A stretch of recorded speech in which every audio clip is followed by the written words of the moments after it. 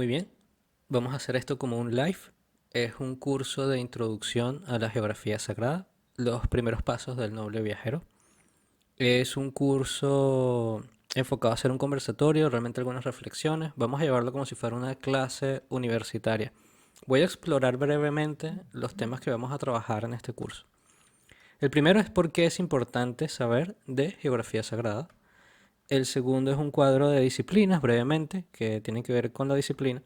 Definición de geografía sagrada, antecedentes recientes, la geografía sagrada como ciencia multidisciplinaria, arquitectura sagrada, construcciones y fundación de ciudades, corrientes energéticas, leyendas y mitos, residuos psíquicos, geografía sagrada y lugares prohibidos, dificultades de estudiar la geografía sagrada, los nobles viajeros de la geografía sagrada, limitaciones de los viajes, comentarios sobre el simbolismo del estrecho de Gibraltar.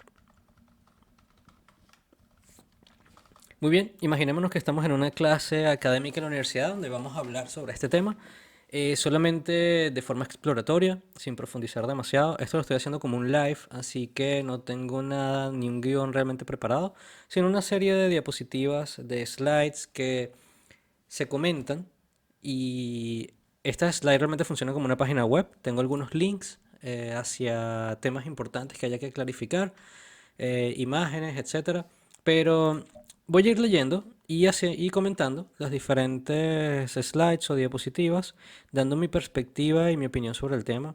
Pero el objetivo final de esto es simplemente conversar y que sea explorar el tema de la geografía sagrada, recordando que nos estamos posicionando desde un punto de vista de los principios, si se quiere decir platónico o de la filosofía perennis. Bien, empezamos con lo que sería la así llamada roca fundacional, la cual es preservada en el interior del Domo de la Roca, en Jerusalén. Vamos a ir un momentico al link de Wikipedia de la roca fundacional. Esta piedra es la roca que se encuentra en el centro de la mezquita. El centro es importante. En Jerusalén. Es conocida también como la piedra perforada, por esta perforación, la piedra angular, importante, y la roca manantial, la roca noble. Es importante que en la tradición judía, el Santo Santorum es como la unión espiritual entre el cielo y la tierra, el Axis Mundi. Y finalmente esto es lo que es la geografía sagrada, es esa conexión entre la tierra y el cielo y donde se forma una especie de eje. Recordar que en esta pequeña perforación abajo hay una caverna, hay como una especie de pozo que se llama el Pozo de las Almas, debajo del cual de esta estructura en forma de jaula se creía que estaba la cueva donde se guardaba el Arca de la Alianza originalmente. Pero aquí lo que quiero señalar es el tema de que hay una cueva, hay una bóveda subterránea, hay un espacio y se empiezan a repetir ciertos patrones, ciertas simbologías en la geografía sagrada. No solamente la idea de centro, sino la idea de subterráneo, la idea de la piedra, la idea del axis. Bien, sin ir muy lejos, regresamos. En la geografía sagrada es una disciplina tradicional que, al igual que la geometría, la matemática, la música y otras ciencias sagradas, facilita la conexión entre el cielo y la tierra. Este es un plano de la mezquita de Umar en Jerusalén, que estábamos viendo el tema de la piedra sagrada. Es alrededor de 8 puntas, una geometría de 8 puntas con un centro que sería el noveno, en los diferentes grados, de nuevo asociados al número 9, que es el número simbólico de la realización espiritual. Y no vamos a ir mucho en el tema religioso o el tema del contexto religioso sobre estas estructuras o estas ubicaciones. Solamente las estamos utilizando en modo de ejemplo por su significado en las diferentes tradiciones. Pero claro, se podría hacer todo un curso solamente hablando de la cúpula de la roca. Lo que quiero señalar aquí es lo importante de el punto geográfico, además asociado a la construcción que se da de ese punto geográfico y los diferentes simbolismos que se le asocian. Bien, la geografía sagrada permite a los individuos sintonizarse y ambientarse, porque no encontré dos verbos mejores, con influencias espirituales y reflexionar sobre realidades superiores, desde el punto de vista platónico, los axiomas, estas verdades que no cambian nunca, participando sí en un tiempo y un espacio sagrado. Bien, esto es una imagen de los patrones del cielo y la tierra, de la ciencia china del Feng Shui. Y aquí yo creo que sería importante notar la idea de las corrientes fluviales y los ríos, asociado también al tema de las montañas. Como decía Platón, la ciudad está ordenada a través de su relación con el universo que santifica sus partes. Tenemos una visión muy platónica en este curso, también de la filosofía perenne. Vamos a veces explorar y retrotraernos más a una visión más moderna, como sería la visión científica, antropológica, arqueológica, pero hoy queremos hablar de la geografía sagrada desde su punto de vínculo a los principios y desde una perspectiva realmente de la filosofía perennis y del neoplatonismo. Para nosotros y para otros autores, y aquí estamos citando a René Guénon, que dice, hay realmente una geografía sagrada o tradicional, que los modernos ignoran tan completamente como todos los demás conocimientos del mismo género. Hay un simbolismo geográfico, así como un simbolismo histórico, y es el valor simbólico de las cosas el que les da su significación profunda, porque es por eso por donde es establecida su correspondencia con las realidades de orden superior. Esto lo dice René Guénon en El reino de la cantidad y los signos de los tiempos. Bien, ¿por qué es importante saber de geografía sagrada? A veces la presentación tiene ese pequeño efecto de slide. Aquí estamos viendo un GIF, esto es una imagen de GIF de lo que sería el número áureo o esa armonía geométrica que existe. Si bien es un símbolo geométrico, también es muy importante en la naturaleza y en la geografía sagrada. Entonces, aquí queremos responder la pregunta ¿por qué es importante saber de geografía sagrada? Estos conocimientos son importantes tanto para el estudio del simbolismo, pero también para el entendimiento de los viajes iniciáticos, la historia sagrada y los peregrinajes. Este es un cuadro de Vicente Carducho en el Éxtasis. Aquí queremos hablar un poco de cómo esa geografía sagrada, cuando se recorren estos caminos, cuando se conecta el cielo y la tierra, se pueden tener estas experiencias, ya sea desde el punto de vista del desarrollo de las pruebas iniciáticas o de la iluminación mística o diferentes experiencias. Entender por qué razón unos lugares son más sagrados que otros para las culturas antiguas, una de las razones de estudiar la geografía sagrada, es entender su cosmovisión vinculada a los principios. Y desde un punto de vista un poco más práctico para las personas que tienen una búsqueda de desarrollo espiritual, recorrer un trazado sagrado, un peregrinaje, un viaje iniciático, es activar el símbolo, es vivificarlo y aprovecharse de la influencia espiritual del lugar. Este es un diseño clásico cretense del laberinto que se consigue en muchas catedrales y en diferentes lugares. El simbolismo del laberinto, que al final no es el simbolismo sino de un viaje que va del periferia al centro.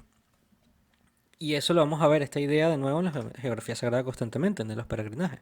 René Guénon, en El reino de la cantidad y los signos de los tiempos, en los límites de la historia y la geografía, dice, es así como hay lugares que son más particularmente aptos para servir de soporte a la acción de las influencias espirituales. Y es en esto en lo que se ha basado siempre el establecimiento de algunos centros tradicionales, principales o secundarios, de los que los oráculos de la antigüedad y los lugares de peregrinaje proporcionan los ejemplos más aparentes exteriormente. Vamos a ver algunos ejemplos. El peregrinaje del Camino de Santiago. El Camino de Santiago en España es un antiguo camino de peregrinación cristiana que culmina en la Catedral de Santiago de Compostela, donde se cree que representa o donde reposan los restos del apóstol Santiago. Este recorrido no solo tiene un valor espiritual profundo para los peregrinos, sino que también actúa como un viaje iniciático que transforma al individuo. Y es algo que hablábamos en un capítulo pasado sobre el tema de las novelas iniciáticas. Esta es la Catedral de Santiago de Compostela, es una catedral que tiene sus naves, sus dos torres. Para ser catedral tiene que tener dos torres. Podemos ver los vidriales, lo que serían los rosetones, en fin, pudiéramos hacer todo un análisis simbólico de una catedral, no daría, para una pequeña introducción o comentario sobre geografía sagrada, pero esto es fascinante y está bastante asociado al tema que nos trata. Lamentablemente habrá que dejar el análisis a profundidad de una estructura como una catedral y toda la carga simbólica que contiene. Esto es un libro de símbolos. Otro ejemplo es Varanasi, la ciudad Varanasi en la India, situada a orillas del río Ganges. Es uno de los lugares más sagrados para los hindúes. Se cree que morir y ser cremado aquí rompe el ciclo de la reencarnación y permite la liberación o moksha. Bien, en Munshigat este es el río Ganges. El tema fluvial y de los ríos es de nuevo un tema recurrente en la geografía sagrada y lo vamos a estar viendo y estar atento a esas repeticiones. También el tema de los símbolos axiomáticos y de los árboles. En Bodh Gaya, en India, Bodh Gaya es un sitio sagrado para los budistas, ya que marca el lugar donde el príncipe Siddhartha Gautama alcanzó la iluminación y se transformó en Buda. No estoy seguro si se pronuncia Bodh Gaya, pero este es el árbol, si mal no recuerdo, creo que es una higuera o un vástago de la higuera original, donde el Gautama Buda obtuvo la iluminación. Peregrinaje a la Kaaba en la Meca. La Meca, y en particular la Kaaba, es el lugar más sagrado del Islam. Durante el Hajj, la peregrinación mayor, los peregrinos realizan la circunvalación de la Kaaba o el Tawaf. Y vamos a hacer una pequeña llamada al tema de la circunvalación, que es el acto de caminar alrededor de algo. Es un ritual que forma parte de las prácticas de numerosas religiones y creencias. Esta circunvalación designa las 7 vueltas alrededor de la Kaaba efectuadas por los musulmanes en peregrinación a la ciudad de la Meca. Es un ritual obligatorio en el Hajj y es opcional en la peregrinación menor del Umrah, que dentro de un par de días vamos a tener el día de Ashura. Pero esto también es importante para el budismo. Por ejemplo, el Pradashikna significa dar vueltas alrededor de una deidad, el Buda, de una figura que lo representa, de una estupa o de un templo, de un lugar de peregrinación. También lo vemos en religiones politeístas como los celtas, donde la circunvalación de lugares de peregrinación u otros lugares sagrados son parte de algunas prácticas devocionales. Y lo podemos ver también, por ejemplo, en el inicio de las sesiones de las logias masónicas. Regresamos. Aquí hay un pequeño video de la peregrinación, el Tawaf en la Meca. En este caso en un sentido levógiro, en contra de las agujas del reloj, alrededor de un centro que simboliza el centro de la Tierra y un eje que une el cielo con la Tierra. Bien, el cuadro de disciplinas o temas relacionados a la geografía sagrada. La geografía sagrada es complicada de estudiar porque engloba múltiples disciplinas.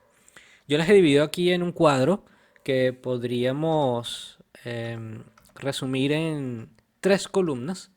Y por facilidad, la columna de la Tierra, vamos a hablar de todas esas disciplinas que están asociadas a lo material, a la Tierra, a lo geográfico, a la medición. En la columna del medio, utilizando la gran triada o el simbolismo de la gran triada, tierra, hombre y cielo, eh, el Titien Tao. En el aspecto del hombre tenemos todo lo que es la antropología, la botánica, la naturaleza, las corrientes de agua, etcétera. Y en el cielo, lo que son los fenómenos celestes. Entonces podemos en la columna de la Tierra hablar de temas como la arqueología, hay que saber de arquitectura sagrada, de cartografía, vamos a ir bajando, espeleología, que es el estudio de las cuevas, la geología, la geometría sagrada, la geomorfología, hidrografía se presentan también en estos temas. La geodesia, que vamos a hacer una pequeña llamada, es una de las ciencias de la Tierra que trata del levantamiento y representación de la forma de la superficie de la Tierra. Y para mediciones más pequeñas tendríamos la topografía, que es la medición limitándose a pequeñas extensiones del terreno, utilizando denominaciones de geodesia para áreas mayores. En fin, todo este tema de las mediciones, las alineaciones, es algo que vemos en estos temas. También la toponimia la incluye acá, que es el estudio de los nombres de los lugares. Desde el punto de vista humano tenemos antropología, botánica sagrada, las corrientes telúricas, entidades fluviales, genios del lugar, algo que vamos a hablar más adelante. La elficología, bueno, porque no conseguí un término mejor, pero que tiene que ver justamente con el estudio folclórico de las entidades que están asociadas a ciertos sitios, leyendas y mitologías del lugar. Líneas del dragón, del Feng Shui o los nadis, etcétera, de las diferentes tradiciones que estudian las corrientes o que tienen la creencia de que hay corrientes energéticas en los sitios, lo vamos a ver. Magias, laberintos, amuletos, mandalas del Vastu Shastra y cuadrados mágicos, etcétera, lo vamos a ver también. Tiene que ver con este aspecto más como intermediario, fenoménico. Luego tenemos la acústica sagrada, la arqueoastronomía, la astronomía, la astrología, la cosmografía, cosmología, cosmogonía, que es el estudio de o los simbolismos sobre el desarrollo o creación del mundo, geometría, que se divide 2 veces, pero que podríamos incluir simbolismo, las matemáticas, la teurgia. En fin, el objetivo de este cuadro es simplemente como Hay muchos temas que reúnen los conceptos de geografía sagrada y agotarlo sería imposible, por eso es que esto hace que estos estudios sean tan complicados, porque pueden incluir diferentes tipos de información. Así que estos libros que tratan sobre geografía sagrada suelen ser muy holísticos y suelen integrar múltiples disciplinas que vamos a ver más adelante. Pero vamos a empezar por el principio y por lo más básico y por lo que sería el concepto y etimología de la geografía sagrada. La palabra geografía proviene del griego geografía, que se compone de dos elementos. El primero es geo, que significa tierra. Este elemento está relacionado con Gea, la diosa de la tierra de la mitología griega. Y grafía, que significa descripción, escritura, dibujar, sobre todo trazar. Este término está vinculado a la idea de trazar, dibujar o escribir. Una imagen de Gea, la diosa de la tierra. Por lo tanto, geografía sagrada puede traducirse literalmente como descripción de la tierra o escritura de la tierra.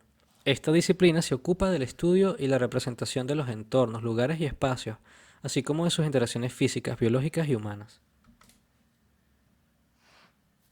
Una vista aérea de Buda Stupa. Buddhanath Stupa, no sé cómo se pronuncia el Buddhanath Stupa. Lo importante es que tenemos el mandala de una construcción arquitectónica asociada a la geografía del lugar. La geografía sagrada en este contexto trasciende la mera cartografía y la observación de los paisajes. Se centra en los lugares que, a través de su disposición y simbolismo, conectan el mundo terrenal con lo divino. Esta perspectiva hace que los lugares sagrados sean puntos de contacto entre el cielo y la tierra, espacios donde lo espiritual y lo físico se entrelazan. La pintura de este Zanca, de un mandala de Manjubhara. Bien, el tema de los mandalas no lo vamos a explorar mucho, no es un tema que yo en particular profundice, pero siempre está el simbolismo del centro, el simbolismo axial, las diferentes cosmologías, ya sea del budismo, de la India, y es un estudio en sí mismo entender realmente la construcción, desarrollo de los mandalas, que normalmente son gráficas que son temporales o deberían ser temporales. Se suelen hacer en arena y luego para representar esa idea del mundo que es pasajero. Vamos a hablar un poco de los antecedentes recientes. ¿Quién ha escrito del tema en años recientes, geografía sagrada? ¿Quiénes son respetados en algunos entornos, como por ejemplo los académicos? Y el primero que vamos a hablar es de Mircea Eliade.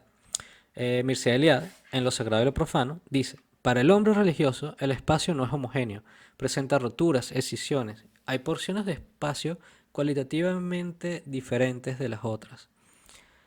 No te acerques aquí, dice el Señor a Moisés. Quítate el calzado de tus pies, pues el lugar donde te encuentras es una tierra santa. Aquí está esta cita que hace Mircea Eliade sobre Moisés quitándose los zapatos enfrente a la zarza ardiente, ¿no? Esta es una ilustración del siglo XVI. Pero Mircea Eliade es importante y voy a mencionar rápidamente que cuando veía lo sagrado y lo profano, una clase en antropología de lo sagrado, leíamos mucho a Mircea Eliade. Mircea Eliade es muy respetado en el entorno académico, tiene muchos libros como el tema del eterno retorno, los simbolismos axiales, los viajes, las diferentes culturas que tratan estos temas. Aquí dice Mircea Eliade en lo sagrado y lo profano, uno de sus libros más famosos. Hay pues un espacio sagrado y por consiguiente fuerte, significativo. Hay otros espacios no consagrados y por consiguiente sin estructura ni consistencia, en una palabra, amorfos. Y aquí define lo que sería el orden, lo que está en conforme al orden para el espacio sagrado o de los iniciados, y lo que está en caos o deforme para los profanos.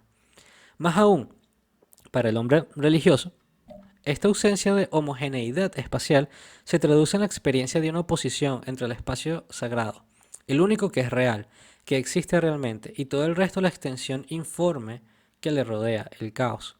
Y aquí utiliza la palabra, bueno, el hombre religioso, pero que está asociado a lo sagrado, porque la religión es un tema muy occidental, pero cualquier hombre que participe en una espiritualidad entiende el lugar sagrado como verdaderamente conectado a los principios y todo lo demás como una ilusión en el caos de las cosas.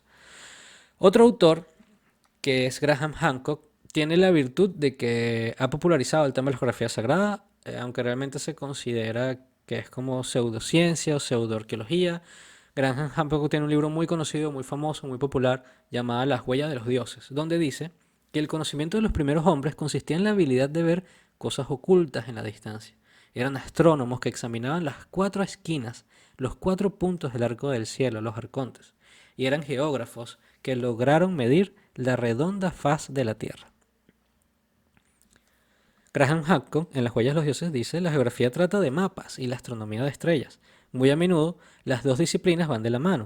Es accidental que los primeros hombres del Popol Vuh, el libro de los hombres, fueran recordados no solo por estudiar la redonda faz de la Tierra, sino también por su contemplación del arco del cielo de la bóveda celeste.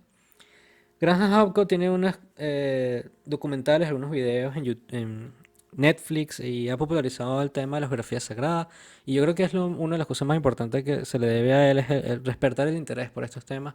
Ian Richer es otro autor que escribió sobre la geografía sagrada de los griegos antiguos, donde dice: Poseidón, Atena, Hefesto, Heracles y Teseo mantuvieron relaciones específicas con la geografía sagrada y con el calendario. Es más, muchos mitos establecen relaciones simbólicas entre puntos idénticos en diferentes ruedas zodiacales. Todas las pruebas demuestran que hubo, con respecto a la confección de los brazaletes, de los escudos, amuletos también, auténtica ciencia sagrada que obedecía a leyes definidas y comprendía una aplicación directa de los principios de la geografía sagrada en combinación con consideraciones horoscópicas. Quiere decir que no solamente estaba en el trazado de las ciudades, sino también incluso de los amuletos, etc. Los escudos. Vamos a hablar un poco sobre la geografía sagrada como ciencia multidisciplinaria.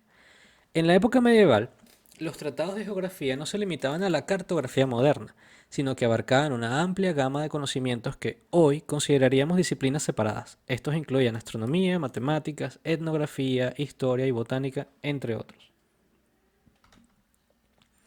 Aquí hay un ejemplo de un astrolabio medieval del norte de África. Como me encuentro justamente en el norte de África, me parece interesante. Todos estos conocimientos, aquí estaba Al-Idrisi, uno de los primeros cartógrafos del mundo islámico de la era medieval. Luego, creo que lo menciono más adelante acá en el curso. Pero la astronomía y las matemáticas es una de las ciencias que está fundamentalmente vinculada con la geografía sagrada. Durante la Edad Media, la astronomía y las matemáticas eran fundamentales para la geografía sagrada. Por ejemplo, en la construcción de las catedrales góticas, como la Catedral de Chartres, en Francia. Las correspondencias entre la ubicación del altar y del laberinto en la planta de Chartres y los puntos correspondientes a los solsticios de invierno y de verano en el hemisferio norte. Dichas correspondencias surgen al reaccionar el altar y el laberinto con la vidriera del zodiaco. Esta es la Catedral de Chartres, muy parecida a la Catedral de Notre Dame. También tenemos el rosetón, etcétera, las diferentes, la repetición del número 3 y las 3 puertas. Es algo que vamos a estar viendo una y otra vez. Etnografía e historia. Los estudios etnográficos y históricos eran esencialmente para comprender las tradiciones y creencias asociadas con lugares sagrados. Los viajes de peregrinación a lugares como Santiago de Compostela en España no solo implicaban aspectos religiosos, sino también un sentido esotérico. Aquí está uno de los monumentos de los peregrinos en Burgos. Interesante el simbolismo de la concha. René Guénon, a propósito de los peregrinajes, dice: el camino de Santiago, en el habla campesina, es también la Vía Láctea, y esto quizás resulta menos inesperado si se tiene presente que Compostela etimológicamente significa precisamente el campo estrellado. Encontramos aquí otras ideas, aquella de los viajes celestes. De nuevo, asociando el tema del cielo, las estrellas, el mundo de arriba con el mundo de abajo, y cómo un camino o un trazado de la geografía puede conectarte con las estrellas. Y aquí vamos a hablar un poco del trazado matemático y geométrico de mapas. En la antigüedad, la ciudad de Teotihuacán, como un ejemplo en México, se observa un trazado urbano basado en principios geométricos y astronómicos, arqueoastronómicos. Las pirámides del Sol y la Luna están alineadas con precisión astronómica, reflejando la conexión entre el diseño urbano y las creencias cosmológicas de los habitantes precolombinos. Esto es Teotihuacán. En la universidad hice una presentación, un seminario sobre Tenochtitlán, Teotihuacán. Me enfoqué mucho en el tema de la arqueoastronomía de los lugares. Es un estudio fascinante, extenso, con mucha bibliografía. Es un lugar que personalmente no he visitado.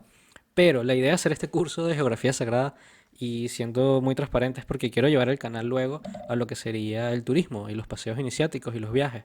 Y es importante que yo cubra estos temas para tener una base doctrinal, simbólica, y entender por qué un lugar como Teotihuacán, como en el caso acá de las murallas reales o las dos columnas de Hércules, tienen un simbolismo profundo e importante, iniciático. Continuamos. Wikipedia dice, el trazado de la ciudad de Teotihuacán incorporaba alineaciones dictadas por la orientación astronómicamente significativa de la pirámide del Sol. La cúspide de la pirámide se construyó alineada con el horizonte para que sirviera de marcador natural de la posición del Sol en los cuartos de día aztecas del año. Esta es una foto de la pirámide del Sol, impresionante. Alineaciones astronómicas. Otro caso es Stonehenge, en Inglaterra. Se pueden observar alineaciones precisas con el solsticio de verano y otros eventos astronómicos importantes.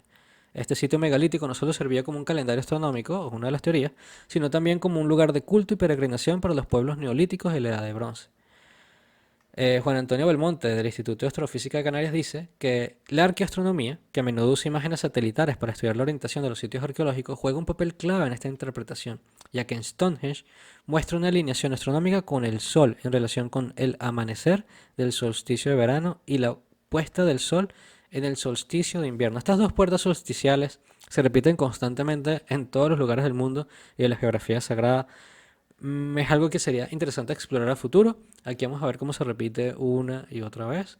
El simbolismo de letras y números es otra de las ciencias, la geometría, sobre la geografía sagrada. En la geometría y la simbología de los nombres geográficos son evidentes en lugares como Jerusalén, que significa ciudad de paz, y que en hebreo y árabe tiene una serie de letras que se corresponden a números, y eso tiene unos valores simbólicos, etc. Pero los nombres antiguos, las toponimias, que consisten en el registro, catalogación y estudio etimológico de los nombres propios de un lugar, también ayudan a descifrar el rol en la historia y su etimología. Aquí hay un ejemplo, las columnas de Hércules antes eran las columnas de Melkart, el Hércules fenicio, revelando así un vínculo, una herencia fenicia en la zona. Esta es la estatuilla de bronce del Melkart, el que sería el Hércules de los fenicios, en Cádiz. Simbolismo animal y botánica sagrada. En la mitología nórdica, el árbol Yggdrasil simbolizaba la conexión entre diferentes mundos y es considerado sagrado. Este tipo de simbolismo vegetal y animal era común en la concepción de lugares sagrados en muchas culturas antiguas, y Yggdrasil efectivamente es el eje entre los tres mundos, el mundo superior, intermedio y el inframundo. El árbol Yggdrasil de la mitología nórdica era el símbolo del Axis Mundi, que atravesaba y comunicaba los tres mundos de la realidad sagrada, correcto. Bien, refleja una conexión profunda con la naturaleza y lo espiritual, en lo que podría llamarse una especie de botánica sagrada. Vamos a hablar un poco ahora de la arquitectura sagrada, las construcciones y la fundación de ciudades, porque no podemos hablar de la geografía sin el hábitat humano de la construcción. En las ciudades de la antigüedad fueron concebidas y organizadas no solo por necesidades prácticas, sino también por influencias religiosas y rituales vinculadas a los principios. Este es un plano de Roma en la época imperial. El plano romano, normalmente en dos ejes, en forma de cruz, norte, sur, este, oeste, con el foro en el centro o el mercado en el centro, es la base de muchas de las construcciones de, obviamente, todas las ciudades romanas en Europa, pero luego también de lo que sería la cuadrícula española, que también se utilizó para fundar los pueblos y ciudades en Latinoamérica. Este enfoque incluye prácticas de fundación ritualística y alineaciones urbanas basadas en principios. Esto lo podemos ver también en Oriente, donde el Feng Shui en China y el Vastu Shastra en India formaban parte de las consideraciones en la fundación de las ciudades y las construcciones. Este, por ejemplo, es Tokio, el plano de Edo antiguo, Ieyasu eligió Edo por su situación favorable según el Feng Shui. Desde la antigüedad, los japoneses creían que el este es la dirección donde nace la nueva energía, donde nace el sol, ya que es la dirección donde sale el sol. Y se puede ver cómo hicieron unos canales artificiales para hacer este laberinto, este pequeño patrón del Feng Shui que se consideraba afortunado y hacía fluir la energía. Impresionante los canales que hay cerca del Palacio de Tokio. Tuve la oportunidad de ir a Akihabara. Este es el plano esquemático de la Medina del Salam de la ciudad de La Paz, que más tarde Bagdad, construida por el califa al-Mansur entre los años 767 y 912 a partir de la ciudad redonda de Bagdad. La ciudad redonda original se construyó siguiendo el plan de las ciudades circulares sasánidas como Gur. Y aquí en el caso de la ciudad de La Paz en Bagdad, el simbolismo no solamente de nuevo los ríos y las corrientes fluviales, sino el eje norte-sur, este-oeste y la ciudad desde el punto de vista como un centro circular. Es interesante. Seguimos viendo la repetición de estos patrones geométricos y su importancia para el simbolismo ritualístico. René Guénon en El Reino del Mundo dice que había en la antigüedad lo que se podría llamar una geografía sagrada o sacerdotal. Y la posición de las ciudades y de los templos no era arbitraria, sino determinada según leyes muy precisas. Por esta observación se pueden presentir los lazos que unían el arte sacerdotal y el arte real al arte de los constructores. Por ejemplo, la urbe romana se hacía de forma ortogonal y se estructuraba en torno a dos grandes vías, el cardus de norte a sur, y de la palabra cardus viene el significado de los puntos cardinales, y el decumanus de este a oeste, con forum en el centro normalmente, y este sería el plano ciudad romana ideal. Normalmente el eje de arriba abajo, el eje como si representamos el simbolismo de la cruz, es el eje divino, donde generalmente estaban los templos y donde se daba la vida común del mercado, etcétera, más cercano también a los enemigos, era el decumanus. Eh, Aquí luego, por ejemplo, en los pueblos de Latinoamérica, el punto central sería lo que era la Plaza Real o el Mercado Real, y de ahí empezaba a expandirse en las diferentes ciudades. Hoy día, por ejemplo, la Plaza Real fue sustituida por lo que es la Plaza de Bolívar. Entonces, generalmente hay una estatua de Bolívar y de ahí se expande. Y esto se repite en prácticamente toda Latinoamérica. La palabra decumanos tiene su origen en la línea que trazaban los augures, de este a oeste, cuando realizaban los auspicios durante la fundación de una ciudad. Este tema de los augures vamos a visitarlo rápidamente porque es importante. Antes de fundar una ciudad venía un augur, una persona que estaba conectada, que tenía cierta sensibilidad o tenía conocimiento sacerdotal, como decía que no, para el establecimiento de la ciudad. Y la religión tradicional pagana en Roma estaba constituida por ceremonias y ritos cuyo objetivo era asegurarse el favor de los dioses, el Pax Deorum. Con el tiempo se establecieron diversos cultos públicos que tenían lugar en los distintos santuarios y templos colocados alrededor de la ciudad. Entre esos cargos sacerdotales más importantes encontramos los augures, que se encargaban de tomar auspicios en nombre del Estado. Dicho de otra manera, un augur era un sacerdote de la antigua Roma que practicaba el arte de la adivinación. Y los auspicios eran justamente ese arte, ese tiempo, donde la práctica autóctona de adivinar por signos de las aves es familiar de las calcas, la adivino a través de las aves. Bueno, el caso de Agamenón, quien había guiado al ejército y fue ampliamente reemplazado por la adivinación a través de la inspección del hígado, etcétera, etcétera, las diferentes mancias. Por Platón sabemos que la hepatoscopia gozó de mayor prestigio que la gloria de los aves. Bueno, la hepatoscopia es eso, la adivinación, se examinaba las entrañas de un animal. Pero bueno, en diferentes tipos de mancias de adivinación había este perfil, había esta persona que en conexión con sus conocimientos sacerdotales participaba en el trazado de una ciudad dentro de una geografía que se considera sagrada. Primero se buscaba un vínculo con lo divino y con los principios para establecer esa zona sagrada. Un ejemplo interesante de este tipo de organización es el de la Churuata de la gente del río, específicamente los indios yecuanas del río Orinoco. Yendo ahora un poco más hacia otro ejemplo que no sea tan mediterráneo. Ellos ordenaban 12 palos para representar las 12 constelaciones fijas y utilizaban un palo central pintado de blanco para simbolizar la Vía Láctea o el camino de los muertos. Y aquí hay un ejemplo de esa Churuata yecuana de la gente del río en plena construcción. Y este dato lo aprendí yo en un curso que hice de arcoastronomía, largo y muy interesante, en lo que sería el Parque del Este, el planetario Humboldt.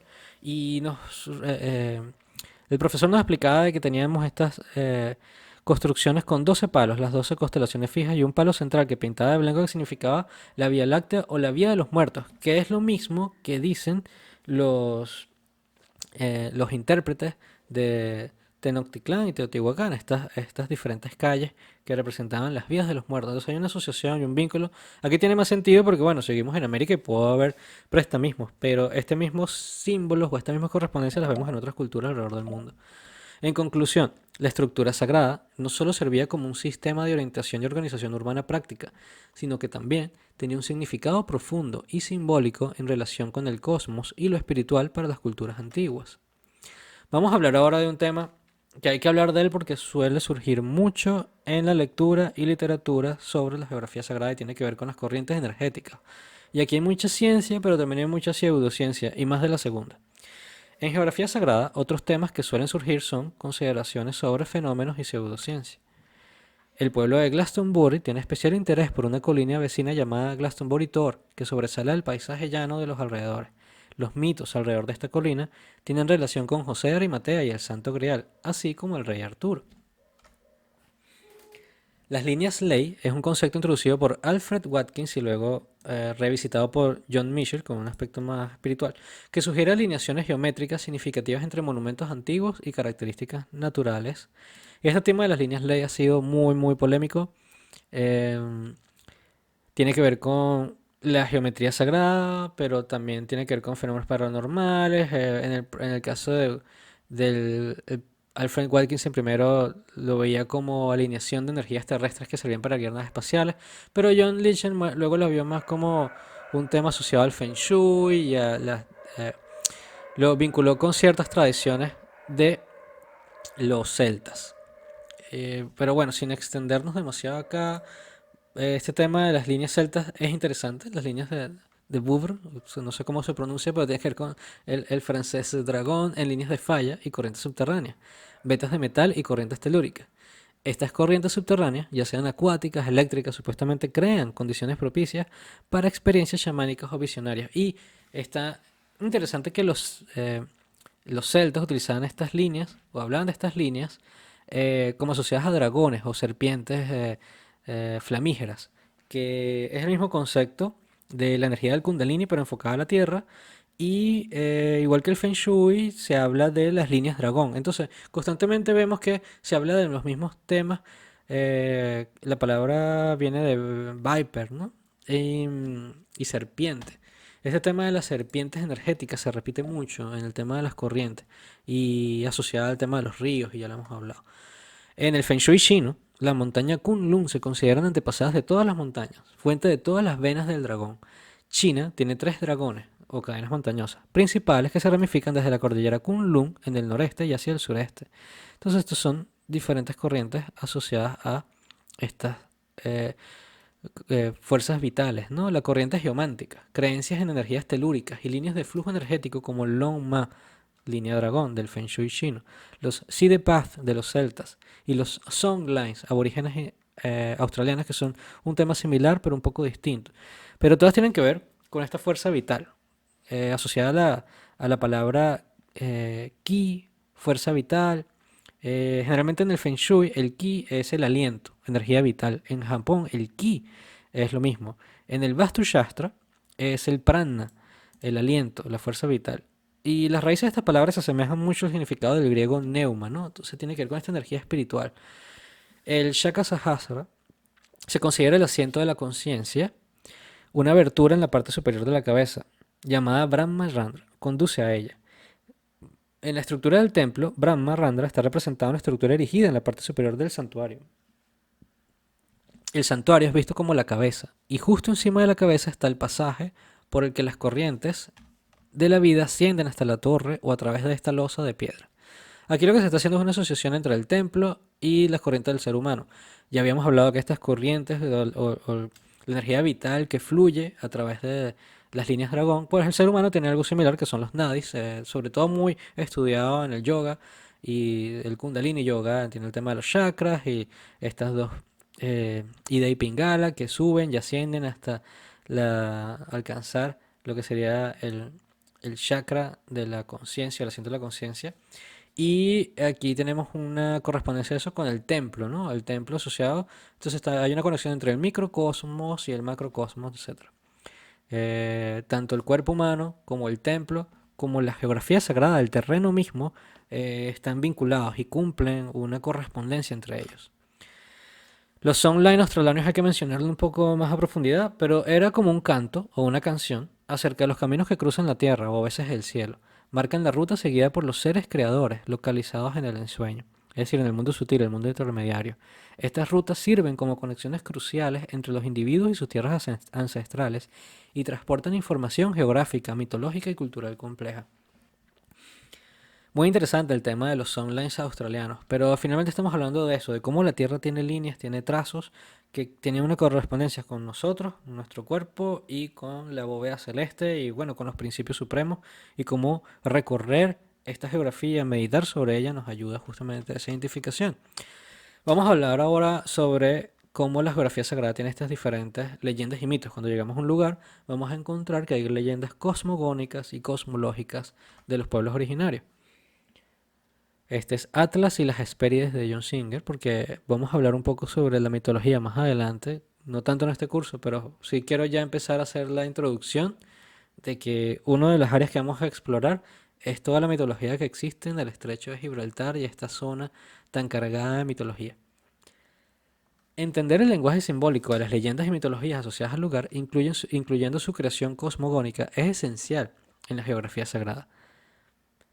Las historias y mitos locales frecuentemente explican la importancia espiritual e histórica de un sitio. Fue el mismo Hércules quien separó los dos montes unidos, Ávila y Calpe. En este caso, Gibraltar es la columna de Calpe. Y el otro lado, Ceuta, donde se encuentra la columna del Ávila. Son las dos columnas como una cordillera continua, y así fue como el océano, contenido antes por la mole de los montes, se le dio entrada a los lugares que ahora inundan. Esto es una cita de Pomponio Mela, y hay que recordar que estas dos columnas son asociadas tanto en el templo de Salomón, diferentes templos, es el simbolismo de la dualidad, etcétera. Una es la columna del norte, otra es la columna del sur, de la luna y del sol. Son dos simbolismos muy profundos, muy complejos, que no voy a explorar en este curso o en esta charla, pero a futuro, ya que vivimos en Ceuta y estamos justamente, esta estatua queda acá enfrente de la zona donde estamos, representa un lugar que geográficamente está muy cargado de mitología y simbolismo. Estas leyendas incluyen muchas veces información sobre los centros que se fundaron en el lugar, sus santuarios, los templos, sus deidades protectoras, sus ciudades, reyes y genealogías. Ejemplo, el lago Titicaca en Perú y Bolivia, considerado el lugar de origen de los incas, la cosmogonía inca, está muy asociada a esta zona. Esta es la Puerta del Sol, que es un monolito tallado en forma de arco o puerta de entrada en el sitio de Tiwanaku, con la cultura Tiwanaku, una civilización andina de Bolivia y Perú que prosperó alrededor cerca del lago Titicaca en los Andes y que está asociado también a el curso del Sol. Según la mitología inca, el lago Titicaca es el lugar de nacimiento del dios Sol, Inti, y de los progenitores de la civilización inca, lo que lo convierte en un centro sagrado de importancia cultural y religiosa. Los incas se consideraban a sí mismos hijos del Sol. Para ellos, el hombre y su entorno coexistían perpetuamente interrelacionados en una totalidad dinámica y armónica. Aquí de nuevo vemos símbolos que se repiten constantemente, y el tema de la cruz y de los equinoccios, el equinoccio de primavera, el equinoccio de otoño, el solsticio de invierno y el solsticio de verano son eventos cosmológicos y astronómicos muy importantes para las culturas antiguas, pero no solamente porque los ayudaba en la medición del tiempo y la observación de las estrellas, sino porque tenían para ellos un significado de vínculo con los principios. Y esto es así en todas las culturas antiguas. La gran mayoría que estamos estudiando aquí respecto a la geografía sagrada. Otro ejemplo es Teotihuacán, en México, un centro ceremonial con templos dedicados a deidades como Quetzalcóatl. De nuevo, Teotihuacán, igual que Tenochtitlán, tiene hemos hablado de esos diferentes ejes, donde tenemos la pirámide del Sur, la pirámide del Sol, el plano de la ciudad de Teotihuacán. Y aquí no lo vemos en detalle, pero esto es como una reconstrucción. Dice que el círculo es de 7 kilómetros de diámetro frente a la ciudadela. Bueno, esto lo vamos a estudiar luego con más calma, quizá en otra oportunidad. De nuevo, las dos ciudades de Teotihuacán y la de Tenochtitlán están saturadas de simbolismos y se siguen descubriendo cosas sobre ellos. Los templos y pirámides de Teotihuacán no son solo maravillas arquitectónicas, sino también representaciones simbólicas del cosmos, con cada estructura alineada y dedicada a deidades y eventos celestiales específicos. El mito de la fundación cuenta que México, que Tenochtitlán, ahora regresando a Tenochtitlán, fue poblada por un grupo de tribus nahuas, migrantes desde Aztlán, la ciudad, esta era como eh, aquella isla en medio de las aguas que se asocia evidentemente al mito de la Atlántida, lugar cuya ubicación precisa se desconoce. Entonces tenemos el templo mayor, tenemos en el centro el templo de Quetzalcóatl, de la serpiente, y vemos de nuevo, se repite el tema de la serpiente, el simbolismo del dragón, del- de las aguas, de las corrientes, de los ríos. Bien, ciencias populares y folclore. Ya, ya esto es como, si tenemos las leyendas y los mitos, también hay unos conocimientos folclóricos, más que se pueden incluir como incluso hasta paganos, que ya no forman parte de la mitología oficial, pero que son supervivencias, sobrevivencias de ciertos conocimientos. En la geografía sagrada incluye el entendimiento entre la geografía, tiempo y espacio sagrado, y su relación con elementos de folclore y creencias populares sobre espíritus, genios del lugar y entidades que habitan la geografía. Uno muy conocido es el tema del genio del lugar. En el Herculano se incluía la inscripción del genio Loki de esta montaña. Todas las montañas tienen la creencia que hay un genio o una entidad que las habita. Em, si mal no recuerdo en el Islam, pero no he reconocido la fuente, se dice de que toda montaña tiene un malaika o un ángel protector también. Bien, las influencias espirituales y entidades. Hay creencias en influencias espirituales, entidades y presencias que habitan y gobiernan ciertos lugares sagrados. Esta es, por ejemplo, la fuente de Juturna. Es un altar dedicado a la ninfa Juturna. Las ninfas también eran espíritus invariablemente ligados a lugares. Espíritus elementales, ondinas, estas cosas. No muy diferentes del genio Loki latino. Y esto a veces produjo mitos complicados como el culto de Aretusa en Sicilia. Y recuerdo este lugar cerca del Foro Romano porque cuando estuve en Roma haciendo una de estas tours turísticos, hablaban de... Aquí está la fuente de Juturna, que está dedicada a una entidad fluvial y donde habían diferentes peregrinajes para la sanación y purificación. Y me llamó mucho la atención el tema de las entidades fluviales hacia ciertos lugares en esa época. En Japón, el shintoísmo reconoce la existencia de los kami, o los dioses o espíritus que residen en elementos naturales como montañas, ríos y árboles. El monte Fuji, en Japón, es considerado un lugar sagrado y hogar del kami Konohana, Sakuya Hime. Bien, esta es la cascada de Nashi. El kami de la cascada se llama Hiryu Gongen. Se creía que era un Gongen, literalmente encarnación. Era la manifestación de un Buda en la forma de un kami indígena. Es decir, aquí hacía como una unión, un sincretismo en el shintoísmo se hablaba de la entidad y luego el budismo dijo, bueno, esta también es la manifestación de un Buda en la forma de un kami indígena, una entidad que había venido para guiar al pueblo hacia la salvación. Entonces hay como una especie de convivencia, de continuidad entre la tradición del Shinto y del budismo, pero asociado a la geografía de esta cascada, que creo que es una de las más altas o la más alta eh, de Japón. Ahora vamos a hablar sobre los residuos psíquicos, interpretaciones femenológicas, que consideran energías residuales del espíritu de las osamentas y residuos psíquicos que mencionaremos más adelante. Este tema de los residuos psíquicos también lo mencionamos porque cuando se habla de geografía sagrada, de ciertos puntos, ya hablamos de las influencias espirituales, etcétera. Hay ciertas creencias sobre de que hay ciertos lugares antiguos que hay residuos psíquicos. Es un tema que surge mucho en el estudio de la literatura y de los temas de geografía sagrada, por eso lo incluí acá.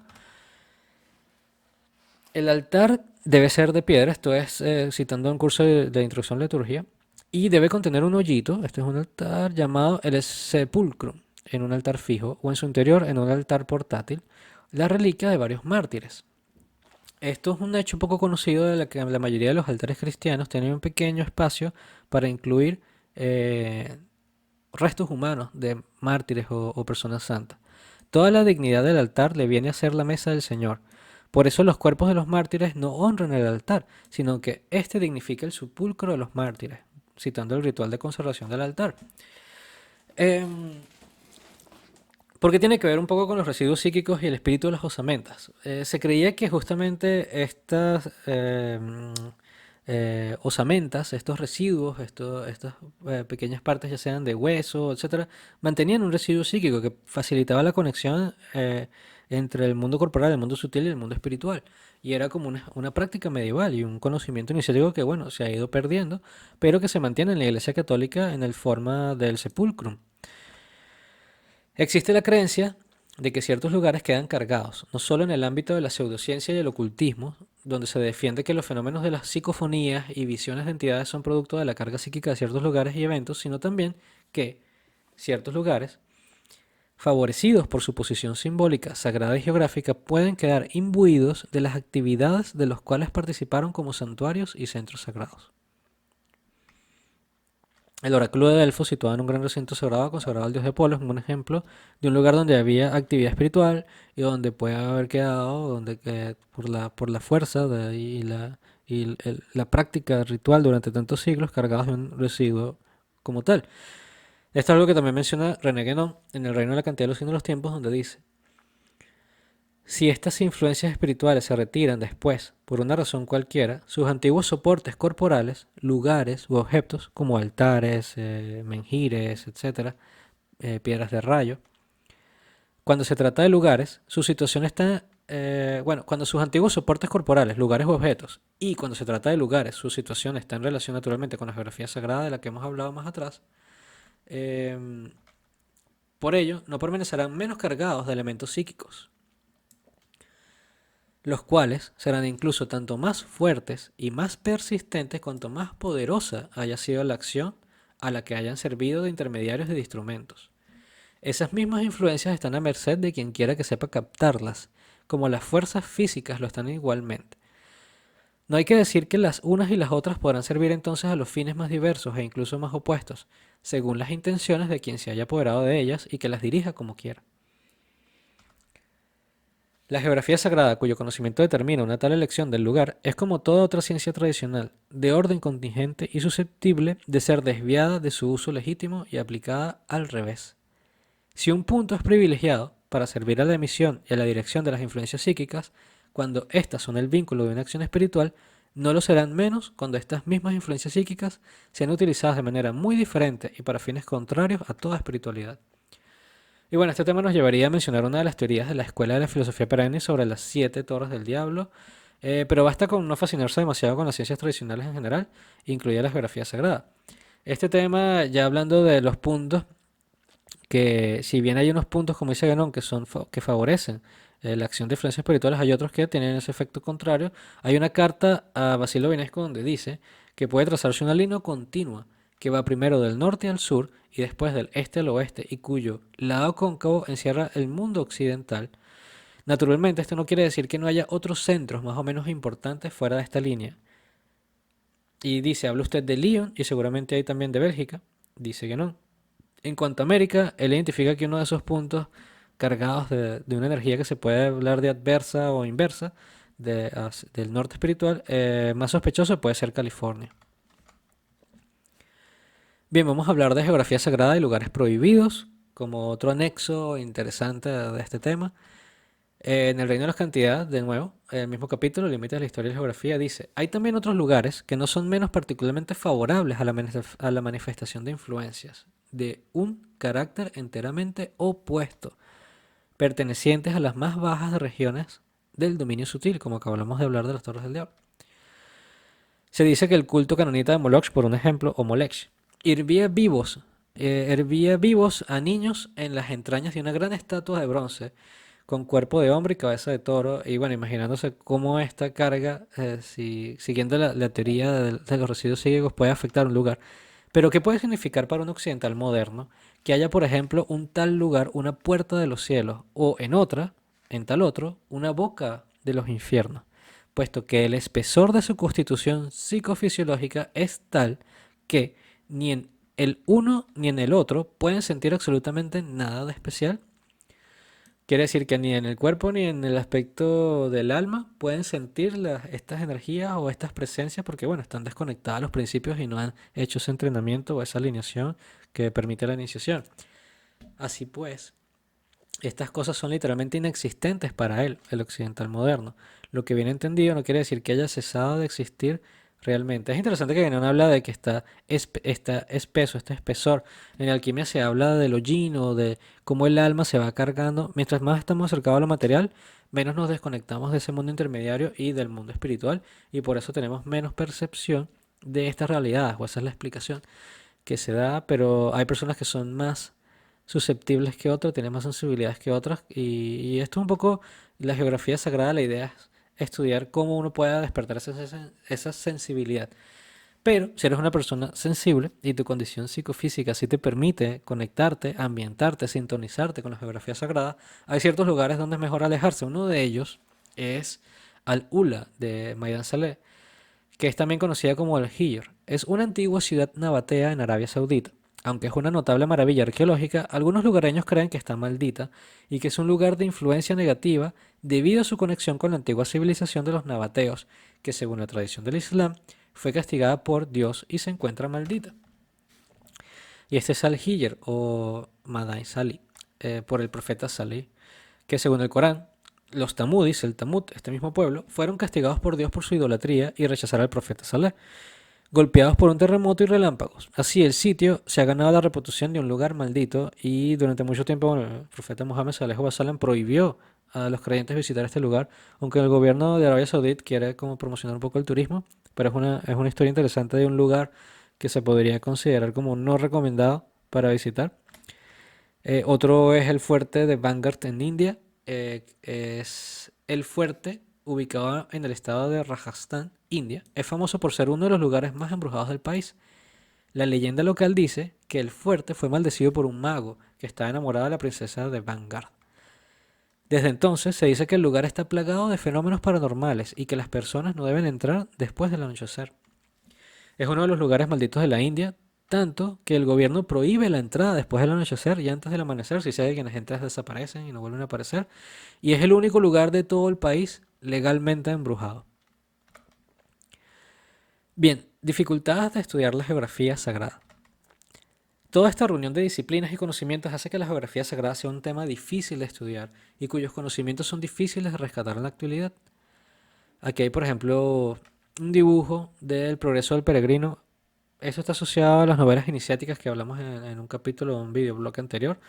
El progreso del peregrino, desde el punto de vista del devenir, es una alegoría cristiana escrita por John Bunyan, que estuvo preso muchas veces. Él lo escribió, creo, cuando estaba preso. Y se considera una de las obras de ficción teológica más importantes. Pero aquí lo que queremos resaltar era, de nuevo, el proceso del peregrino en una espiral que va de la periferia al centro, hacia la ciudad celestial. Entonces, muchas personas han querido como, ya sea por novelas, por ficción, etcétera, retomar este viaje, entender esta simbología. Eh, Javier Wixart, en un libro sobre el Eleusis Alesia, investigando los orígenes de la tradición europea, dice que no está haciendo una reseña sobre este tema y dice que los lugares alesios se podrían tratar completa exactamente desde el punto de vista de la geografía sagrada. Pero hay que decir que esta, la geografía sagrada, está entre las antiguas ciencias tradicionales. Es ciertamente una de aquellas cuya reconstitución traería mayores dificultades y provocaría actualmente las mayores dificultades para reconstruir. Esto lo dicen formas tradicionales y ciclos cósmicos. Y bueno, lo importante es que sí, esto ha supervivido o ha sobrevivido a estos conocimientos y hay que reconstruirlos, retomarlos, pero se hace muy difícil en las condiciones actuales del mundo occidental. Aquí se habla de otro ejemplo. Este es el juego de Cupido, el juego de la oca, el cual era una variante del juego de la oca. Es un ejemplo de conocimientos iniciáticos que han sobrevivido a escondidas, a simple vista. De nuevo, es ese trazar, ese regreso a la tierra de los bienaventurados, al paraíso celeste. Y estos conocimientos se han perdido y se han vuelto tan, con un buen uso de la palabra, herméticos, que la reconstitución de una geografía sagrada para el mundo occidental se hace extremadamente complicada. Y ahí es un poco la idea de este segmento, de porque es una ciencia que además de que incluye múltiples disciplinas, ha sido difícil. Otras razones por la cual la geografía sagrada es por sesgos humanos. Estudiar estas disciplinas desde un punto de vista serio y con la respectiva escepticismo, del cual yo siempre recomiendo, es importante. El fenómeno de la apofenia y de la paradolia, por ejemplo, la pareidolia, tiene que ver con la tensión de percibir interpretaciones significativas de diferentes imágenes. Es el caso, por ejemplo, en Marte, podemos ver rostros, etcétera. Y si esto sucede, por ejemplo, en una fotografía de otro planeta, ¿qué no sucederá en la geografía sagrada, donde las personas pueden interpretar todo tipo de conexiones?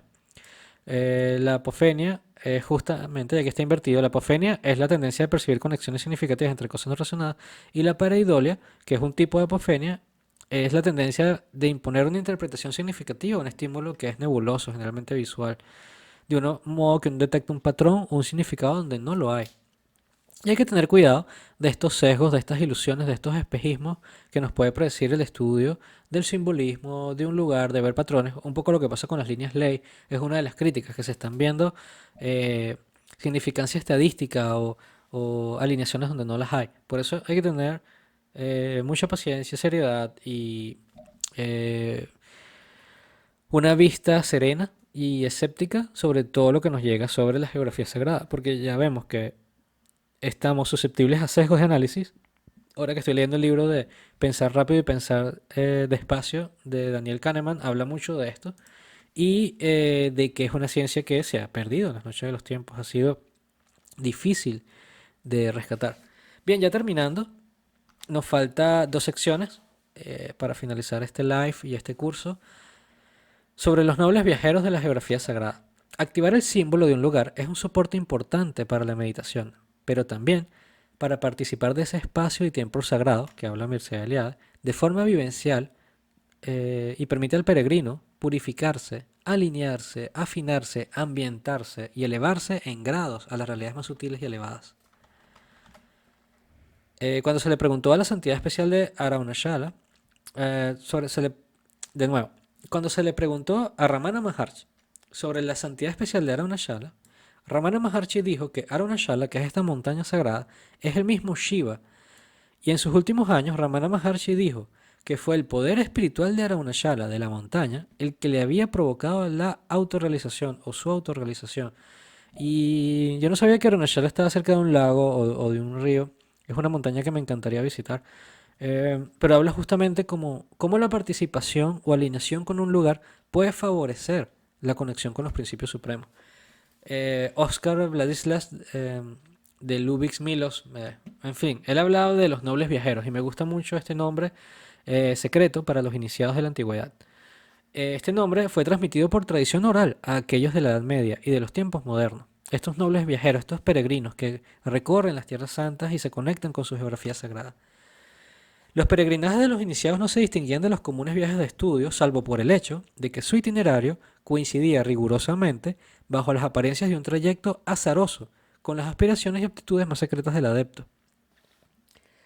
El inicio del viaje iniciático es excelentemente ilustrado por la Divina Comedia de Dante. Aquí Dante se encuentra perdido en un bosque lúgubre del canto 1 de la Divina Comedia, que bien sabemos representa el mundo profano para los iniciados. Vamos a hablar de algunos personajes históricos que tenían viajes asociados a geografía sagrada. Demócrito, iniciado en los secretos de la alquimia por los sacerdotes egipcios y el sabio persa Ostanes. También se cree que estudió doctrinas orientales en Persia e India. Esto es porque Guénon de hecho cita a este autor y habla de todos los viajes que estos personajes ejecutaron, tales de Mileto, formado en los templos de Egipto y Caldea. Pitágoras, quien viajó extensamente por países conocidos por los antiguos, incluyendo India, China, Galias, y actividades filosóficas en Italia. Paracelso, quien realizó viajes por países europeos buscando conocimientos alquímicos y médicos. Nicolás Flamel viajó por España, donde aprendió a descifrar jeroglíficos, entre otras búsquedas de conocimiento. Estos son un poco algunos viajes que se dice que viajó Pitágoras, y es importante ese inicio de las dos columnas, la entrada del templo, que termina en un eje hacia Jerusalén, y el círculo de los solsticios, ¿no? Esta sería el- la puerta de los dioses y la puerta de los hombres, dependiendo del eje solsticial. Pero bueno, lo interesante es el círculo mediterráneo. Este círculo o esta circunvalación mediterránea se repite mucho. Donde nace el oriente, donde nace el sol, y el occidente, donde se esconde esa trayectoria del astro rey, y cómo hay diferentes lugares sagrados que se alinean justamente a ese simbolismo. Hay también personajes ficticios y me gusta mencionarlos porque hemos hablado de la novela iniciática y de la literatura iniciática. Wilhelm Meister en sus años de viaje poseen también un significado iniciático.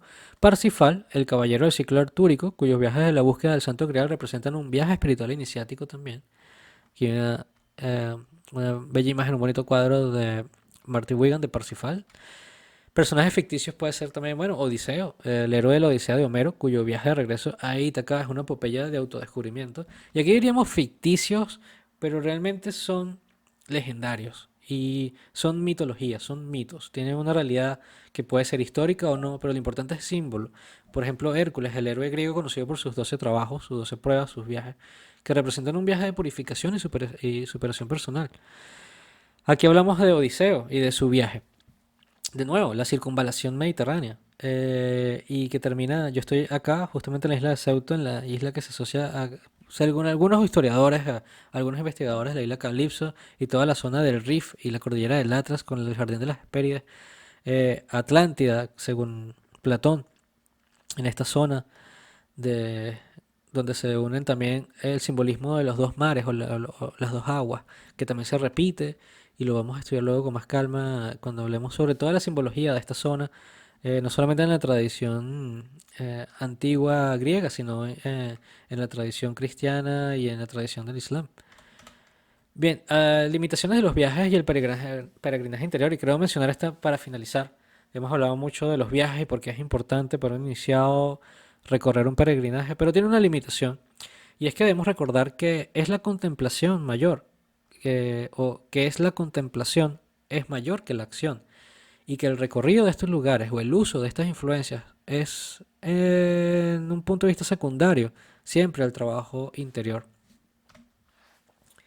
Recordemos que el que conoce a sí mismo, o el que se conoce a sí mismo, eh, conoce a su Señor, una frase que se suele atribuir al profeta Muhammad sallallahu alaihi wasallam, pero vamos a decir que es un proverbio sufí porque las fuentes no coinciden si lo dijo él, pero otra frase muy común o muy similar es: el que conoce a los demás es sabio y el que conoce a sí mismo está iluminado, del Lao Tzu. Y conócete a ti mismo es otra frase es un aforismo inscrito en el Pronaos del templo de Apolo en Delfos. De nuevo, Delfos es un lugar importante porque Delfos también era considerado el centro del mundo. René Guénon, a propósito de los peregrinajes, dice: el conocimiento de los pequeños misterios, que corresponde al conocimiento de las leyes del devenir, se adquiere recorriendo la rueda de las cosas, ese peregrinaje, ese círculo, esos viajes iniciáticos. Pero el conocimiento de los grandes misterios, siendo el conocimiento de los principios inmutables, exige la contemplación inmóvil en la gran soledad. Y lo que quiero cerrar con este capítulo de geografía sagrada es que si podemos viajar y peregrinar, maravilloso. Pero si no, el mayor viaje es siempre interno. Y en ese punto fijo, que es el centro de la rueda, el polo, invariablemente a cuyo alrededor se cumplen, sin que él participe, las revoluciones del universo manifestado. Y este es el sentido del Wu Wei. A veces la mayor acción es la no acción, esa acción no actuante. Bien, entonces ya en el próximo capítulo vamos a hablar sobre comentarios sobre el simbolismo del estrecho de Gibraltar, las dos columnas y el misterio de la inversión de los polos.